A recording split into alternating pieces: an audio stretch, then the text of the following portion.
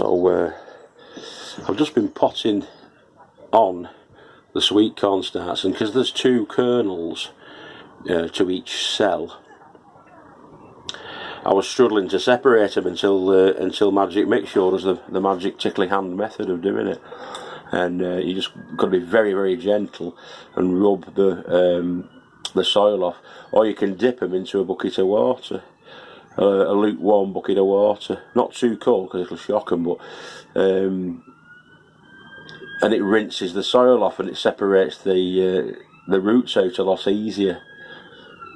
And anyway, they're all planted in.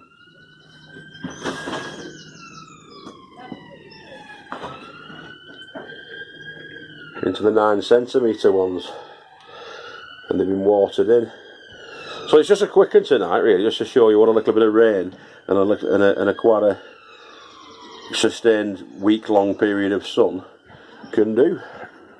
These are the potato experiments, the feed experiments.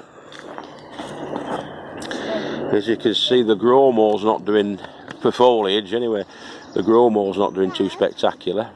It's weed. That's a weed.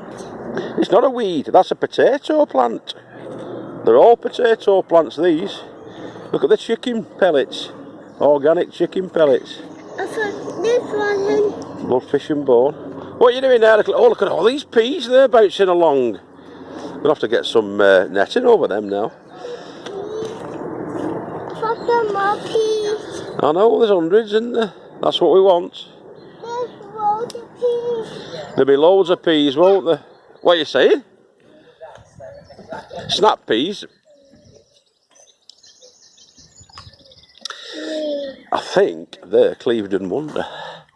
They are Clevedon Wonder at the back. And the ones at the front, I think, are Meteor. Or something like that. I can't remember now. I should know, shouldn't I? Saying that, no, they might be Clevedon Wonder as well. But they were just thrown in, basically. Scattered in. And they're all bouncing along, as you can see. The mice haven't had too many of them. But looks like the chicken pellets is doing the best for growth. As we all know, growth is not the issue, it's the spuds inside. So the proof of the pudding will be in the harvesting of these to see actually how many tubers and the weight of the tubers that's produced from one duck egg sized potato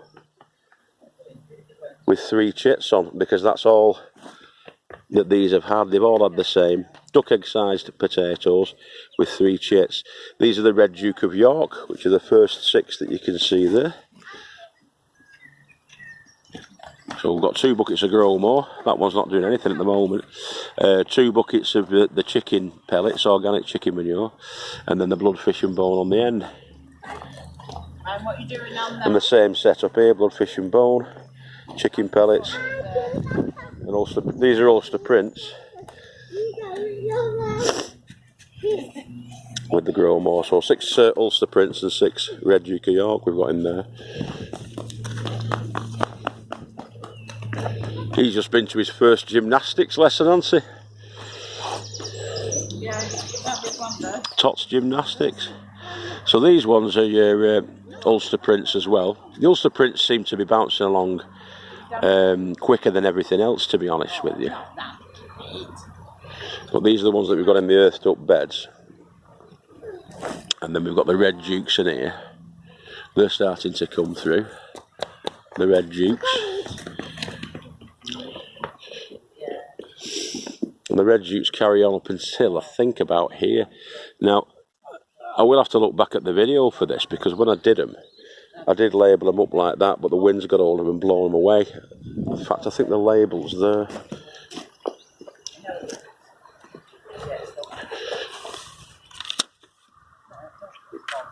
So yeah, we've got some Sarpomera. So Sarpomera going that way, and I think on the very end, the last 2 were Desiree. But I'll have to look back. I'm afraid I'm a little bit clueless at the moment as to what's what. But I will look back at my previous videos. About half of the raspberries that we pulled out, the raspberry canes, about half of them are coming along all right. And transplanted from one of the other guys' plots. Have taken. A lot of them haven't. Because to be fair, they didn't have too much root attached to them. But some of them are there. You know, if we've got 12 out of the 30 that we've got, then that's 12 that we didn't have, isn't it? These are the ones that were planted in February, about 10 inches under the ground, and these were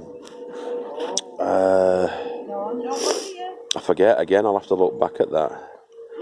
They were first early, and then we've got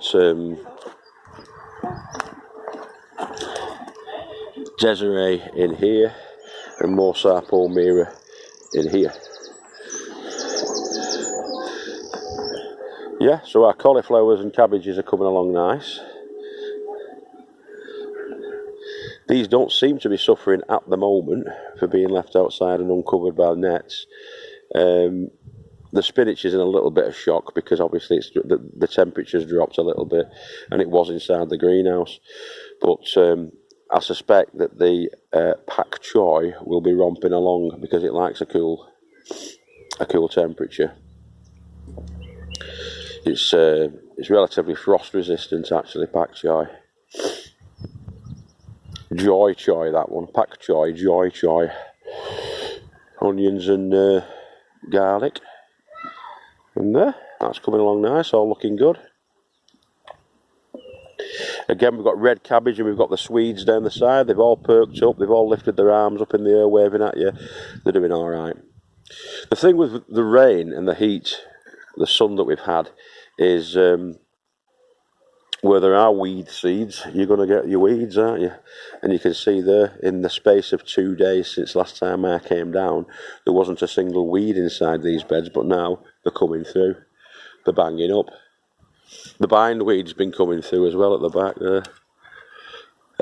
But yeah, the peas that we put in, I think it was last weekend,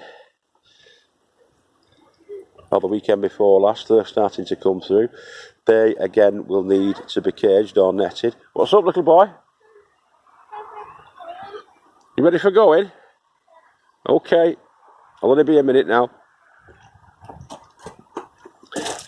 Here's the flower beds. The poor tulips have had their day, unfortunately. They were very nice. He's tidying up there. This is from the barbecue. I've not tidied it up properly. Scruffy bugger, ain't I? I'll have to sort that out. Sort my act out with that. We're getting a letter for being a scruff bag.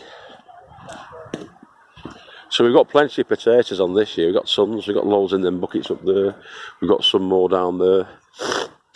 Excuse me. They're coming on alright as well. We've got loads and loads and loads of spuds. We're not going to be short of spuds this year. That is a certainty. Again, red Duke of Yorks at the back and Ulster Prince at the front. They're all bloodfish and bone, them. As suggested by Mr. O'Neill at UK Here We Grow. A fantastic channel. Check him out. He's just done a plot tour, Mr. O'Neill, as well, and it's a cracking plot tour. So eventually, if we get you know, it's the same sort of standard as Tony, I'll be much in appreciation of all his tips, and the same with all you guys that comment. They're always welcome, the tips and hints that we get. There's loads of guys. I'm going to do a shout out video I think this week as well, just to mention a few of the people that we've been watching and getting good tips off. So there are the interplanted cauliflower with lettuce. Yeah, like loose leaf kind of lettuce. They're doing alright.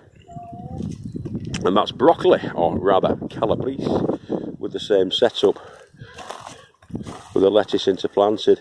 We've got red lettuce in there, a lot of red lettuces in there. That's why you can't see them too good in between. But yeah, that's the calabrese.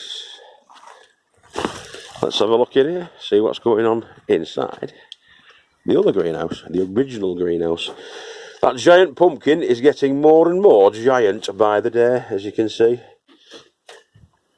He's coming on a treat, him. Sun gold shooting up to the stars. They're all doing the same thing, these tomatoes. Every day when you come, I mean, I've not been down for 2 days, but they must have grown at least 6 or 7 inches in the last 2 days, then. There's mixed toms, the bushy ones. Cherry toms. And there's another sun gold at the back there. I put these peppers in the other day, into the big buckets. Only because I had big buckets, to be honest with you. And I just put them in there, just to see how they get on. So we've got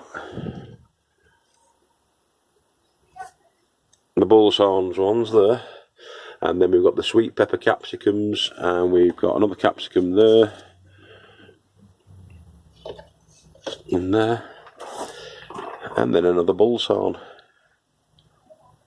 Cono di Toro Rosso, a red bull's horn, and some more mixed toms there, and that is a money maker. Is it? Yeah, money maker. Sweet. Costaluto, Tom. There's our courgettes. The courgettes will be going out in a week or 2.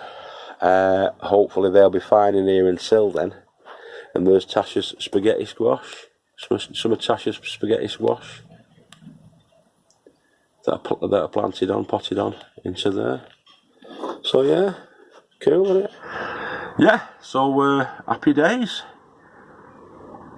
It's gone 8 o'clock now, it's about 20 past 8. I'm only finishing work fairly late, and because I work about 20 miles away from here, you're a good hour coming back home again, you know what I mean? Never mind, hey? Soon be retired, hey? Only about another 20 years. And then I'll be down here all the time. So that's where we're up to now. Oh, look at all the blossom on here as well, by the way. This is our Laxton's Superb Malus Domestica that we have here, which is the apple. It's only a 2-year-old one, that 2-year-old apple tree, that one. And it's looking nice. It's looking like we're getting plenty of blossom on it. A lot of the blossom has fallen off from this pear tree, conference pear tree. But if you look at that, you can see the little pears are going to be coming there. That's going to be the bum of the pear. And that's the actual pear itself. An horrible angle. A horrible angle, that is. I suppose there's not much you can't polish one, can you? There's your cherries, plenty of cherries on that cherry tree. You can see there. And this one's a cooking apple. I'll just shut this the timber frame one up. That's a cooking apple tree, that one. That had loads and loads of blossoms on it as well, so we're expecting to get loads and loads of apples off that. The big apples on those that you tend to get, that about size of your fist sort of a thing, and quite some size. We've got the plums and damsons down here. These have all flowered, so we don't know whether we're going to get any results off these, but we're hoping for them. Same with that one. All the flowers have come off now. We're hoping that's where the plums are going to go, start growing. Right, if I don't see you through the week, I'll see you through the winter. See you on the weekend. Have a good week. See you later. What's left of it.